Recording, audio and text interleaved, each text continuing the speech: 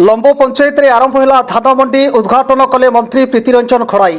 Sukinda block अंतर्गत लंबो पंचायत कार्यालय सम्मुखें चाषी उपस्थित रे धान मंडी पई व्यवहार ओजन कंटा को पूजार्चना करा जाई मंडी आरंभ होइतिबा देखिबाकू मिलिछि। ए उद्घाटन उत्सव में मंत्री प्रीतिरंजन खड़ाई जोगदे नड़िया बाड़ी धान कंटा को उद्घाटन करिथिबार देखिबाकू मिलिछि।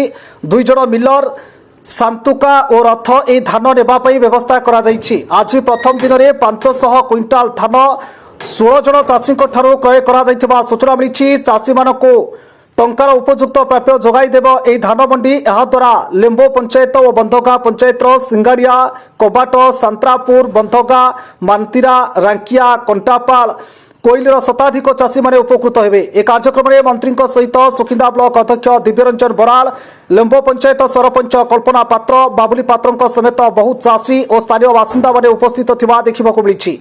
आज जो आमर धान मंडी उद्घाटन है माननीय मंत्री प्रीतिरंजन खड़ाई महोदय एवं दिव्यरंजन बराल चेयरमैन महोदय से आसी आम गहन धान मंडी उद्घाटन कले। ये हूँ लेम्बो पंचायत बंधगा पंचायत दुईटा जगह पंचायत कृषक आ चाषी भाई माने एटी धान आसिक पाखरे दे पारे।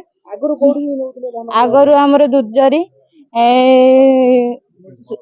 मंगलपुर दौले एवं जहाँ पाखरे हेलाडू सुविधार आसिक दे पारे। ना गौरांग महंत आम घर हूँ बंधगा आगु आम दौलू दुजरी पंचायत रे धान एटी जाओ आम लेम्बू पंचायत रे मंडी नुआ खोलवर आम बहुत शांति श्रृंखला दौचु।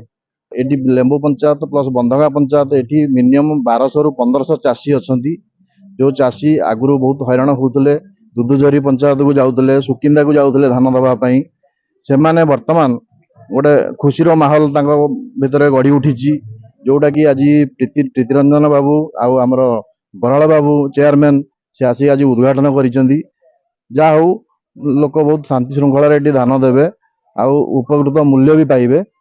ये सोसाइटी गढ़िबारे आमर सरपंच कल्पना पात्र बहुत अवदान अच्छी।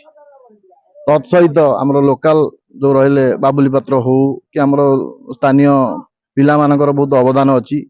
सोसाइटी जा ठीक पंचायत रे गोटे गढ़ी उठिला लोक माने बहुत उपकृत हेबे। जाजपुर जिला प्रतिनिधि जगबंधु मालिक रिपोर्ट न्यूज ओडिया।